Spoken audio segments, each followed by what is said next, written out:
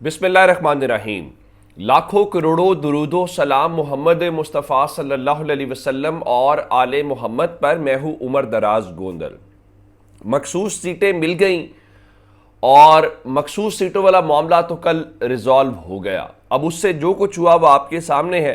उसकी चीखें तो सुनाई दे रही हैं, लेकिन अब उससे ज़रा बड़ी खबर है। चीखें किस तरह से सुनाई दे रही हैं, अंदाज़ा करें कि आज जजेस ने जंग अखबार ने क्या लिखा है। जंग अखबार ने लिखा है 8 जजेस का पीटीआई के हक में फैसला। अच्छा, इसमें इन्हें यह भी बताना चाहिए कि भाई जो 8 जजेस हैं उनके अलावा 3 जजेस और भी हैं, जैसे याया आफरीदी और काजी फायज ईसा और जस्टिस मंदोखिल ने भी तहरीक इंसाफ के हक में फैसला दिया है, वो भी बताना चाहिए था। लेकिन जाहिर है कि इस तासुब का कोई तोड़ जो है वो नहीं निकाल सकता। अब हुकूमत क्या कह रही है जी? ख्वाजा आसिफ कहते हैं जी ये आइनी या कानूनी नहीं, सियासी फैसला है। मैंने आपको बताया था कि कल किस तरीके से सब आर्मी चीफ के पास गए। जियो की रिपोर्टर जो नौशीन यूसुफ हैं उन्होंने इस बारे में बताया है कि कैसे आजम नज़ीर तारड़ जो हैं वो उठकर गए वज़ीर दिफा ख्वाजा आसिफ और आर्मी चीफ के पास। इसी दौरान जो इसहाक डार हैं वो भी दौड़ के आए और उनके मुताबिक, जो जियो की रिपोर्टर हैं उनके मुताबिक, जैसे ही मखसूस नशिस्तों के केस की खबर वहाँ पे सुनाई गई तो खलबली मच गई। एक माहौल बहुत टेंस था और एक बिल्कुल बेचैनी वाला माहौल था। लेकिन अब खबर क्या है? खबर एक तो यह है कि पाकिस्तान तहरीक इंसाफ की जो पार्टी पोजीशन है वो तब्दील हो गई है और कौमी असम्बली में पाकिस्तान तहरीक इंसाफ 115 नशिस्तों के साथ सबसे बड़ी जमात बन के आ गई है। और अब भी इन तमाम तर चीज़ों के बावजूद उनकी 8 सीटें अब भी मुस्लिम लीग नून से ज़्यादा हैं। इसी तरह से वो सेनेट के अंदर भी सबसे बड़ी पार्टी बन जाएगी। लेकिन खबर क्या है? खबर यह है कि एक तो राना सनाउल्लाह ने एक धमकी दी है और रात को चूंकि हामिद मीर ने बताया था कि उनकी कुछ लोगों से बात हुई है और इस्लामाबाद के अंदर कुछ मीटिंग्स हुई हैं, ये कुछ और करने जा रहे हैं।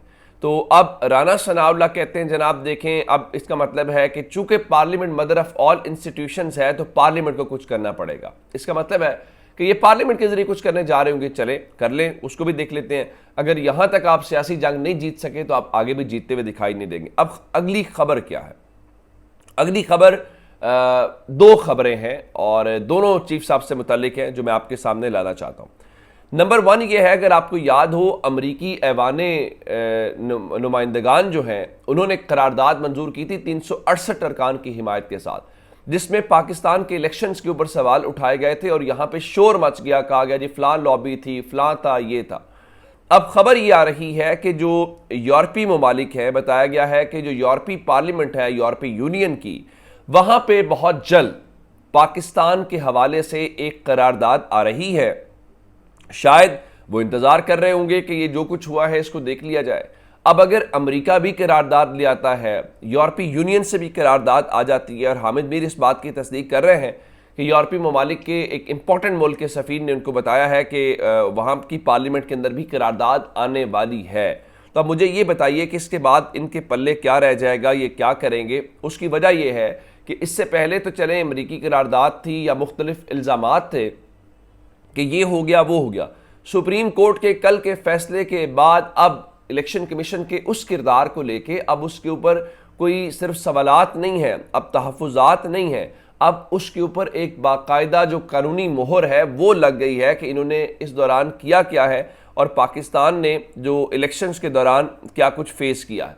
लेकिन एक डेवलपमेंट और है। अब इसमें बात बड़ी सीधी सी है कि सिकंदर सुल्तान राजा को इस्तीफ़ा देना चाहिए, इलेक्शन कमीशन के मेंबरान को इस्तीफ़ा देना चाहिए। उन्होंने जो खिलवाड़ किया है, जो सुप्रीम कोर्ट ने इंडोर्स किया है, अब कि इन्होंने वाकई किया है, अब आगे जाना चाहिए। अब इस बारे में एक और बड़ी खबर है। चूंकि पाकिस्तान तहरीक इंसाफ और इमरान खान बार बार कहते आए हैं कि हमारी धांधली वाली पिटीशन 8 फरवरी की पड़ी हुई है, आप उसको सुने, जिसमें इस्तदा की गई है कि एक जुडिशल कमीशन बनाया जाए और जो जुडिशल कमीशन है वो इन इलेक्शंस की तहकीकात करे।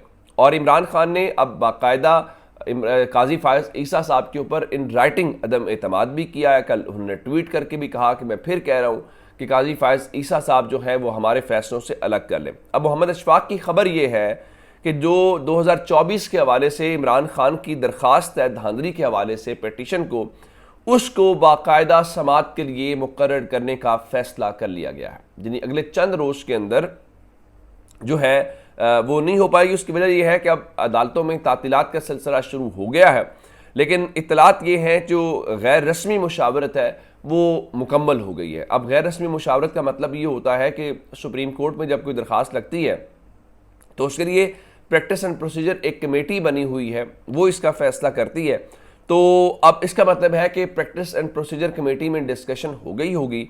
तो इत्तलात ये हैं कि अदालती तातीलात जैसे ही ख़त्म होंगी तो उसके बाद इमरान खान की जो पिटीशन है उसके ऊपर जो लार्जर बेंच है वो समाअत करेगा। इसका मतलब है कि जो बातें कल 8 रुकनी बेंच ने, 8 रुकनी जजेस के उस बेंच ने जिन्होंने फैसला दिया, या बाकी 3 को भी शामिल कर लें, या 13 के 13 जजेस ये तो बात मान रहे हैं ना कि इलेक्शन कमीशन ने गलत तशरीह की। अब अभी डिटेल जजमेंट आनी है, और जो डिटेल जजमेंट है और उस डिटेल जजमेंट के हवाले से अभी तो बहुत सारी बातें हैं कि इलेक्शन के रोल के ऊपर अतर बिन अल्लाह क्या लिखते हैं, बाकी जजेस क्या लिखते हैं, तो इनके खिलाफ एक बाकायदा जो चार्जशीट है वो आने वाली है। लेकिन अब अगर यूरोपीय यूनियन की करारदाद भी आ जाती है, उसके साथ अब सुप्रीम कोर्ट में इमरान खान की धांधली पिटीशन भी लग जाती है, तो फिर चीफ साहब क्या करेंगे? वो चीफ जस्टिस काजी फायज ईसा हूं, वो chief election commissioner Sikandar Sultan Raja हूं, इन दोनों चीफ्स को सोचना चाहिए कि अब ये मामला किस तरफ जा रहा है और क्या कुछ हो रहा है। इस दौरान और भी एक डेवलपमेंट है, वो भी आपके सामने रख देते हैं।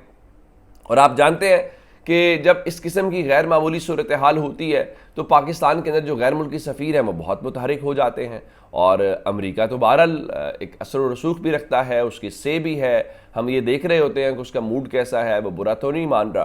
तो अब जो अमरीकी सफ़ीर हैं उनकी भी एंट्री हुई है, और वज़ीर दाखिला मोहसिन नकवी से जो अमेरिका के सफ़ीर डोनाल्ड ब्लूम हैं उनकी मुलाकात हुई है, और उसमें यही कहा गया जी जो बाहमी दिलचस्पी के उमूर हैं, दोनों ममालिक के जो ताल्लुकात हैं उसके हवाले से गुफ्तगू हुई है। बिल्कुल ठीक है, ऐसा ही हुआ होगा। लेकिन आप एक तो ये बात जानते हैं कि अमरीकी सफ़ीर जब मुतहरिक होते हैं तो उसका मतलब क्या होता है, नंबर 1।